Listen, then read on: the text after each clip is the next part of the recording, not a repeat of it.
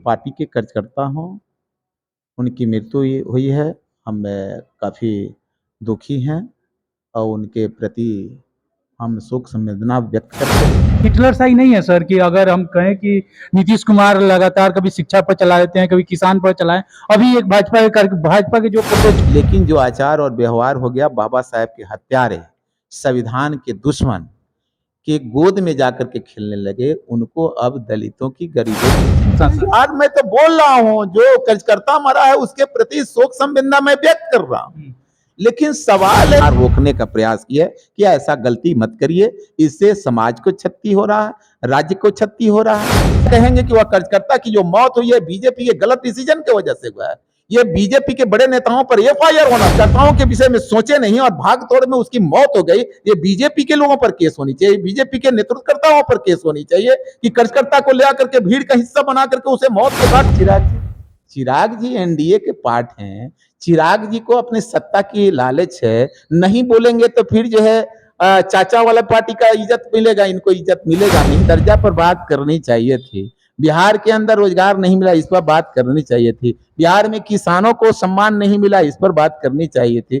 चिराग जी को इन विषयों पर बोलना। बिहार में गुंडागर्दी वाले आचरण करने वाले का समर्थन करना, ये सब क्या है? ऐसे लोग जो संविधान विरोधी हैं, वैसे लोग जो समाज विरोधी है, वैसे लोग जो गरीबों के विरोधी हैं, वैसे लोग को लात मार करके उनको महागठबंधन का हिस्सा बन जाना चाहिए। नमस्कार, आप देख रहे हैं बीएनडी न्यूज। मैं हूं अभिषेक दुबे। अभी मैं मोतिहारी में हूं और मोतिहारी में मेरे साथ हैं राजेंद्र राम, जो पूर्व हरसिद्धि के विधायक हैं और राजद नेता हैं। आज हम जानेंगे इनसे बिहार में जो हलचल चल रहा है, 2024 और 25 का चुनाव का बिगुल बज चुका है, उसके बारे में, और जो घटनाएं चल रही हैं बिहार में उसके बारे में। सबसे पहले बीएनडी न्यूज में आपका स्वागत है सर। धन्यवाद आपको और आपके चैनल को।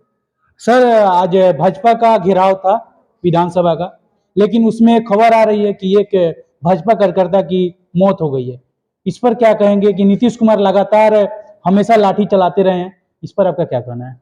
देखिए, लाठी चलाना और मौत होना दोनों में भारी फर्क है, पहले ये समझ लीजिए। और एक स्पष्ट है कि जो किसी भी पार्टी के कार्यकर्ता हों, उनकी मृत्यु हुई है। हम काफ़ी दुखी हैं और उनके प्रति हम शोक संवेदना व्यक्त करते हैं। लेकिन जहाँ तक सरकार की बात है, तो ये प्रोटेस्ट करने की जो सवाल है, उसमें अब भीड़ में मृत्यु का कारण क्या है? हो सकता है हार्ट के मरीज हों, हार्ट के वजह से जो भीड़ भड़ाके में भाग दौड़ हुई उससे उनकी मृत्यु हुई हो। लेकिन हम उनके प्रति शोक संवेदना व्यक्त करते हैं और सरकार अपनी काम कर रही है, सरकार सकारात्मक काम कर रही है, विकास कर रही है। और बीजेपी के लोग लगातार रोड से लेकर के और सदन के अंदर गुंडाई कर रहे हैं, और गुंडाई की वजह है कि आज सदन के अंदर भी ये लोग तोड़ फोड़ किए, सरकारी जितनी संपत्तियां है उसको नष्ट किए, रोड पर उतरे तो लगातार जो है पब्लिक को परेशान किए, कितने का दुकान तोड़े, पुलिस पर हाथ हाथ गिराने का काम किए। तो निश्चित तौर पर सदन चल रही थी, सदन के अंदर सकारात्मक सवाल लाना चाहिए था और सरकार के द्वारा जब तैयार है जवाब देने के लिए तो उसका जवाब लेना चाहिए था।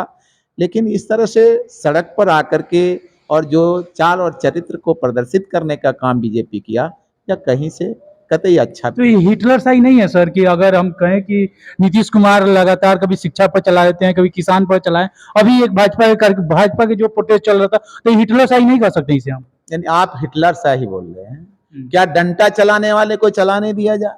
क्या दुकान तोड़ने वाले को तोड़ने दिया जाए? क्या सदन के अंदर सामान तोड़ने वाले, कुर्सी तोड़ने वाले, टेबल तोड़ने वाले को तोड़ने दिया जाए? अगर रोका जाए तो उसका नाम हिटलर सा ही है क्या? रोकने की बात नहीं, तो आज तो मौत भी हुआ है ना सर। आज मैं तो बोल रहा हूँ, जो कार्यकर्ता मरा है उसके प्रति शोक संवेदना मैं व्यक्त कर रहा हूँ। लेकिन सवाल है कि बीजेपी के लोग जो अपनी चाल और चरित्र सदन के अंदर और सदन के बाहर प्रदर्शित कर रहे हैं, वह जनहित में नहीं है, देश हित में और राज्य हित में नहीं है, लोकतंत्र के हित में नहीं है।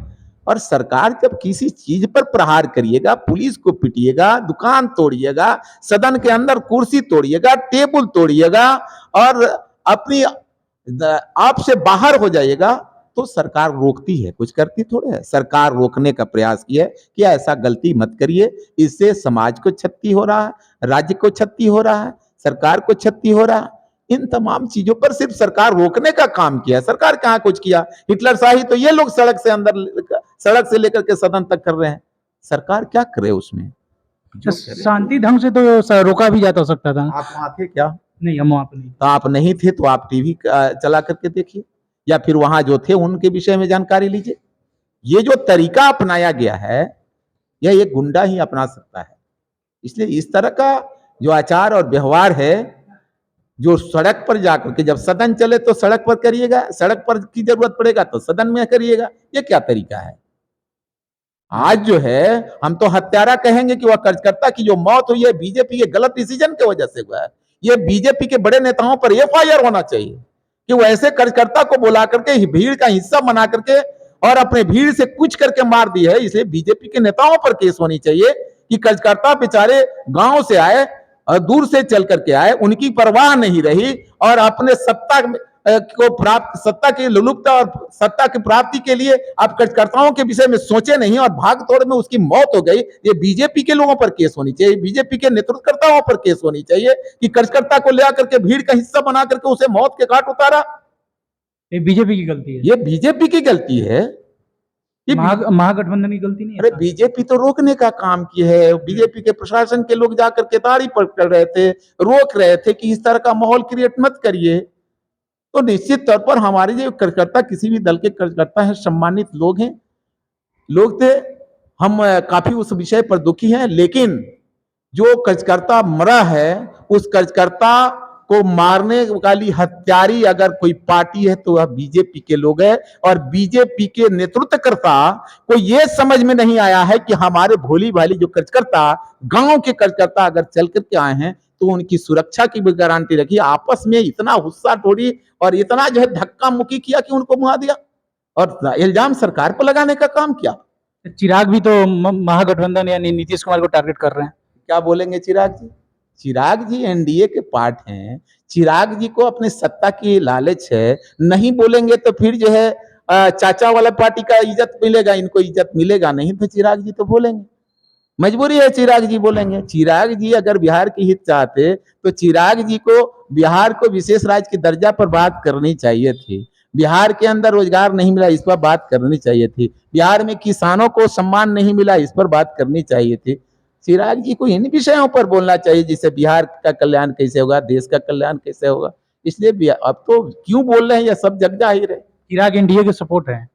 अरे सब कौन नहीं जानता। वो तो अभी तक तेजस्वी पर नहीं बोलते हैं, नीतीश कुमार पर टारगेट करते हैं, तो ये कैसे मान ले कि एनडीए के सपोर्टर हैं। अरे हम तो आपको बताए ना, वह लगातार अब सत्ता के लालच में बिहार की चिंता खत्म हो जाए और बिहार के अंदर अगर सरकार बेहतर तरीके से चल रही है तो उस पर उंगली उठाना, बिहार में गुंडागर्दी वाले आचरण करने वाले का समर्थन करना, ये सब क्या है। इसलिए निश्चित तौर पर चिराग जी का हम लोग सम्मान करते हैं। दलित समाज से हम लोग के अच्छे नेता के रूप में हम लोग अभी तक मानते हैं और मानते थे भी। लेकिन जो आचार और व्यवहार हो गया, बाबा साहेब के हत्यारे, संविधान के दुश्मन के गोद में जाकर के खेलने लगे। उनको अब दलितों की, गरीबों की चिंता नहीं, उनको सत्ता की चिंता है। इसलिए उस विषय पर हम लोग बहुत कुछ नहीं बोलते। हम निश्चित तौर पर उनसे आज भी उम्मीद रखते हैं कि वैसे लोग जो संविधान विरोधी हैं, वैसे लोग जो समाज विरोधी है, वैसे लोग जो गरीबों के विरोधी हैं, वैसे लोग को लात मार करके उनको महागठबंधन का हिस्सा बन जाना चाहिए। हम आज भी यही उम्मीद करते हैं कि ये चिराग जी निश्चित तौर पर आने वाले दिन में इस विषय पर जाएंगे और एक अच्छे नेता के रूप में अगर देश के अंदर, राज्य के अंदर स्थापित होना होगा तो वह महागठबंधन के पार्ट बनेंगे, न कि संविधान विरोधी, देश विरोधी और समाज विरोधी के गोद में खेलने का काम करेंगे। अभी तो उधर हैं, इसलिए अपना बोल रहे हैं। चिराग पासवान अगर आते हैं महागठबंधन में तो महागठबंधन अपनाएगी उनको।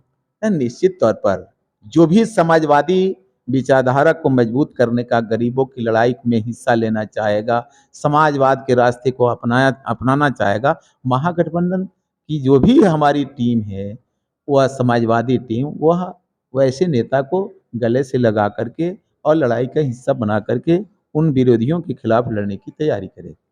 हमारे साथ थे हरसिद्धि विधायक, पूर्व विधायक राजेंद्र राम, आरजेडी के नेता हैं। सर, आपने टाइम दिया, इसके लिए बहुत बहुत धन्यवाद सर। धन्यवाद आपको भी। आप देख रहे थे वीएनडी न्यूज, मैं हूं अभिषेक दुबे। जय हिंद।